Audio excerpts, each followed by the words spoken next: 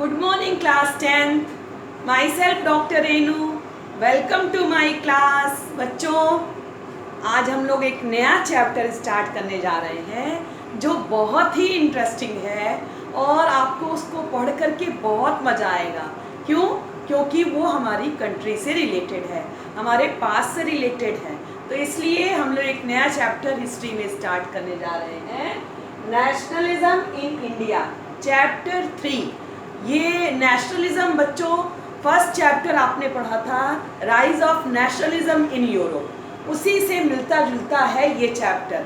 वो first chapter में हम लोग ने यूरोप में कैसे नेशनलिज्म की फीलिंग इवॉल्व हुई उसको पढ़ा, और अब हम लोग इस चैप्टर में पढ़ेंगे कि इंडिया में कैसे नेशनलिज्म की फीलिंग इवॉल्व हुई। तो अब यहाँ पे बच्चों पहले भी मैंने आपको बताया है कि नेशनलिज्म क्या होता है।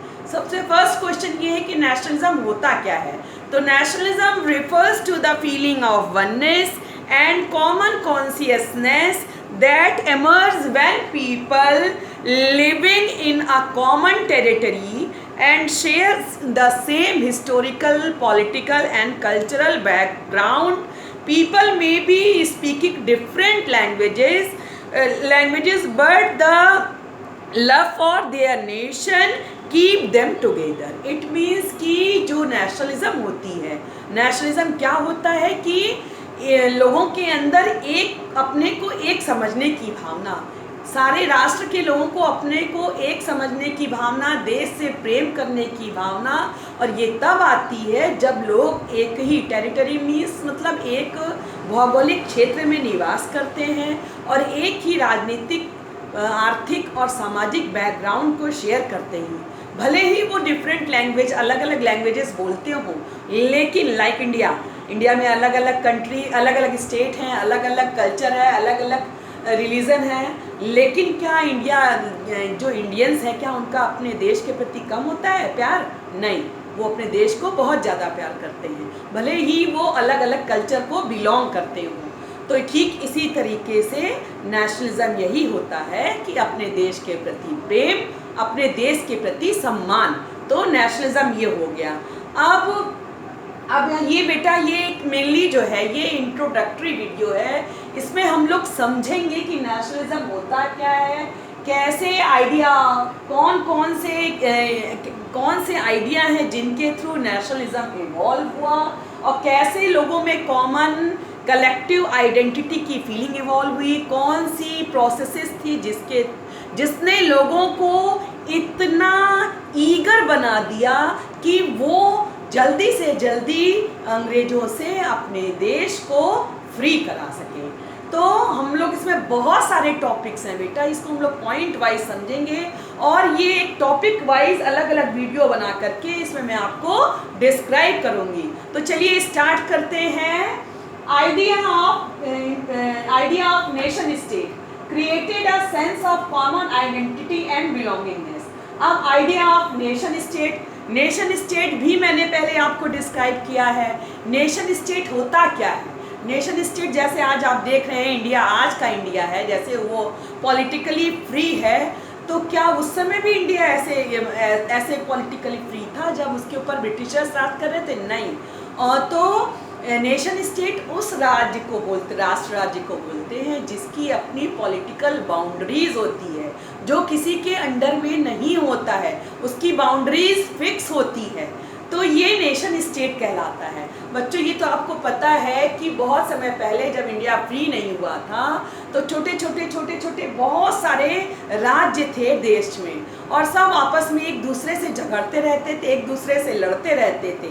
इंडिया की कोई अपनी आइडेंटिटी नहीं थी, तो और ऐसा कोई एक सिंबल भी नहीं था, कोई ऐसा फिगर भी नहीं था कि जो पूरे राष्ट्र को एकता के सूत्र में बांध सके या उनमें लोगों, पूरे देश के लोगों में कॉमन आइडेंटिटी की फीलिंग को डेवलप कर सके। लेकिन धीरे धीरे जैसे डेमोक्रेटिक फीलिंग इवॉल्व होती गई, यूरोप से ये फीलिंग इंडिया में आई, और भी बहुत सारे कंट्रीज में फैली, और लोगों ने उस चीज़ को जाना, उसकी वैल्यू को जाना, फिर उसको अपने में एब्जॉर्ब किया और उसको उतारने की कोशिश की अपने जीवन में। तो नेशन स्टेट ये है कि जिसकी बाउंड्रीज क्लियर होती है और वो किसी के अंडर में नहीं होता है।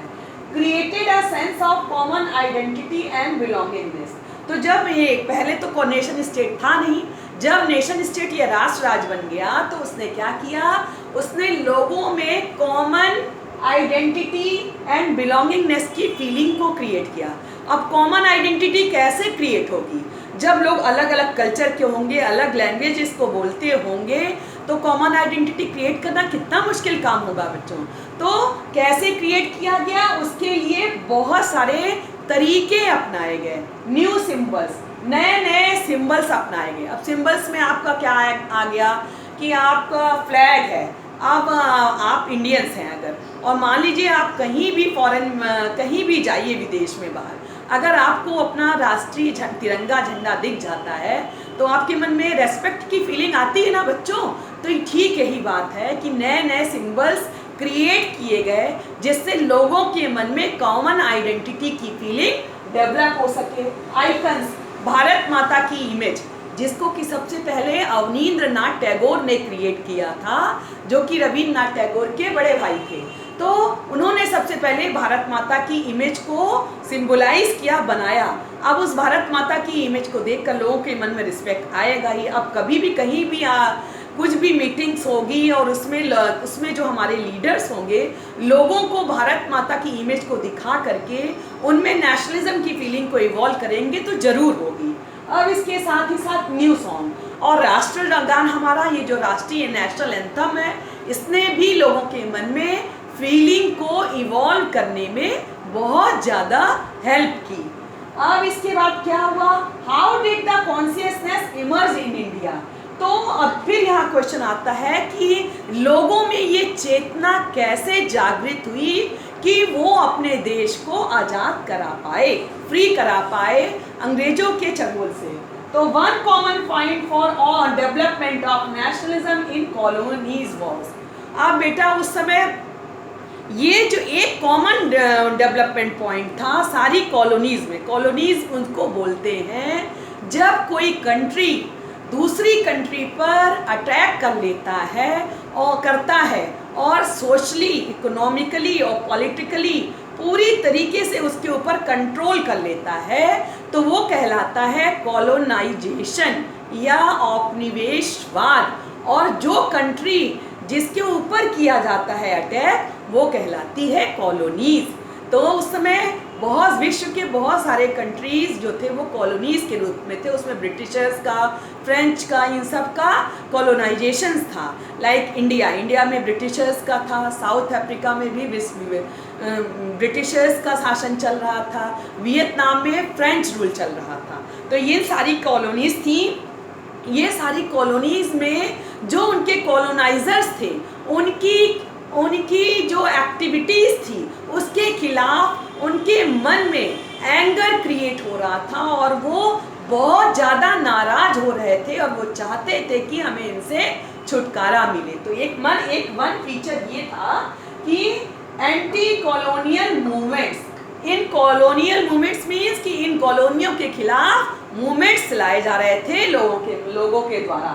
सेंस ऑफ बीइंग ऑप्रेस्ड, क्योंकि लोग, मैंने पहले ही आपको डिस्क्राइब किया कि इन कॉलोनाइजर के अत्याचारों से बहुत दब गए थे। उनके ऊपर कॉलोनाइजर्स ने बहुत सारे उनका शोषण किया था, पॉलिटिकली, इकोनॉमिकली और सोशली, हर तरीके से उनको सप्रेस किया था। इससे लोगों के मन में आक्रोश भड़क रहा था और धीरे धीरे वो चिंगारी की तरह सुलग रहा था।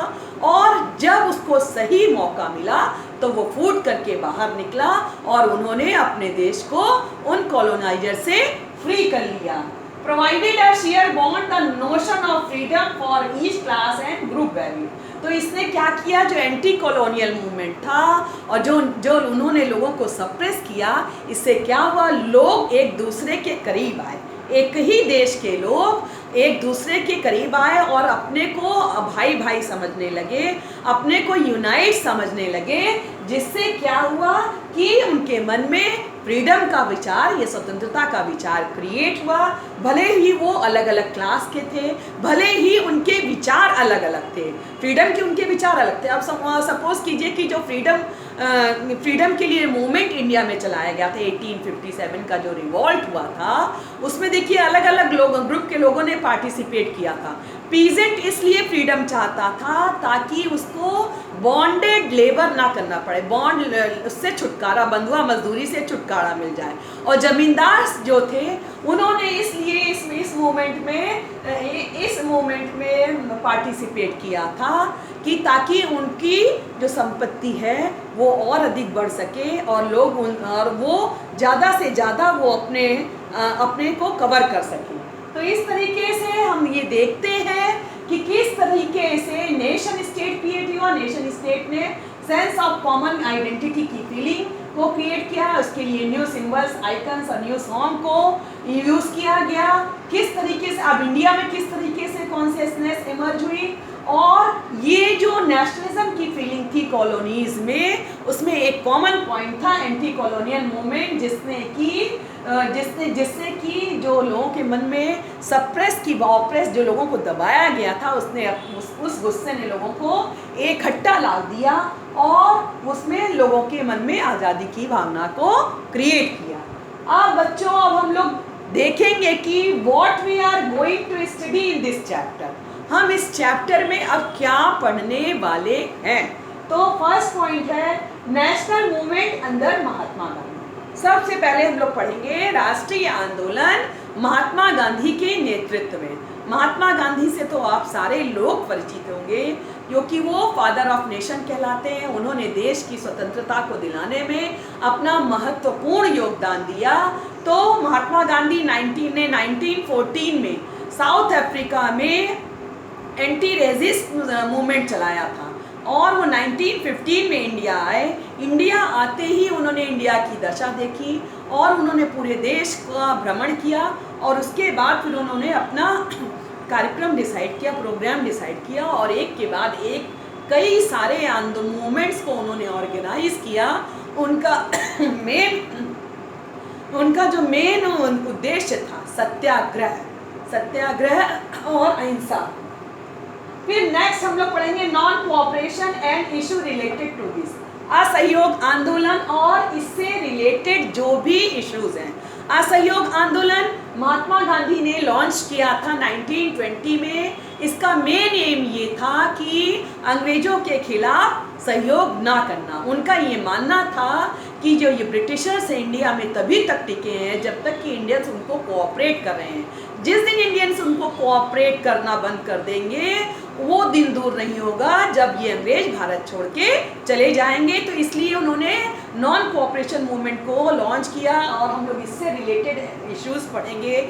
रॉलेट एक्ट, जलियांवाला बाग और चौरी चौरा, ये सारे इश्यूज हम लोग इससे रिलेटेड पढ़ेंगे। Civil disobedience before and after situation, सविनय अवज्ञा आंदोलन, उसके पहले की सिचुएशन और बाद की सिचुएशन। सिविल डिसओबीडियंस मीन्स नागरिक सविनय अवज्ञा आंदोलन। इट मीन्स कि ये भी महात्मा गांधी के द्वारा 1930 में लॉन्च किया गया था। इसका मीन्स था कि हम विनम्रता पूर्वक आपकी बातों को नहीं मानेंगे। किसकी बातों को नहीं मानेंगे? ब्रिटिश सरकार जो भी हमारे लिए रूल्स या नियम्स बनाएगी हम उसको फॉलो नहीं करेंगे, हम उसका अपोज करेंगे, लेकिन शांतिपूर्ण ढंग से। कोई भी हम वॉयलेंट तरीके को हम यूज़ नहीं करेंगे, क्योंकि महात्मा गांधी का मानना था कि अहिंसा का यूज़ करके बड़ी सी बड़ी कठिनाई पर विजय पाई जा सकती है। तो सिविल डिसओबीडियंस और उससे रिलेटेड बहुत सारे इवेंट्स हैं। 1942 का भारत छोड़ो आंदोलन, क्रिप्स मिशन, साइमन मिशंस और भी बहुत सारे रिलेटेड इशू इस चैप्टर में हम पढ़ेंगे। अब how sense of collective belongingness was forged. अब यहाँ हम देखेंगे कि किस तरीके से लोगों के ऊपर ये सेंस ऑफ कलेक्टिव बिलोंगिंगनेस या सामूहिक एकता की भावना को थोपा गया, मतलब लाया गया। थोपा नहीं गया, नहीं लाया गया। किस तरह लोगों ने उसको अपने मन से एक्सेप्ट किया। अब रिलेटेड इवेंट और फिर उससे रिलेटेड बहुत सारी इवेंट्स हैं, Gandhi Irwin pact, Lucknow pact, और B.R. अम्बेडकर, जवाहरलाल नेहरू का क्या योगदान था, चित्तरंजन दास का क्या योगदान था, 1929 का लाहौर का कांग्रेस अधिवेशन, बहुत कांग्रेस के डिफरेंट अधिवेशंस, ये सारे हम पढ़ेंगे। और लॉर्ड माउंटबेटन जो कि ब्रिटिश इंडिया के लास्ट गवर्नर जनरल थे, उनका क्या रोल था हमारे देश को फ्रीडम दिलाने में, महात्मा गांधी का, सरदार वल्लभ भाई पटेल का, और भी बहुत सारे रिवॉल्यूशनरी थे 1857 के रिवॉल्ट के बाद, इन सब का क्या रोल था, लाला लाजपत राय, बाल गंगाधर तिलक, ये सारा आगे हम इस चैप्टर में पढ़ेंगे। तो बच्चों, आई होप यहाँ तक आपको क्लियर हो गया होगा। तो मिलते हैं न्यू वीडियो में न्यू टॉपिक के साथ। Thank you.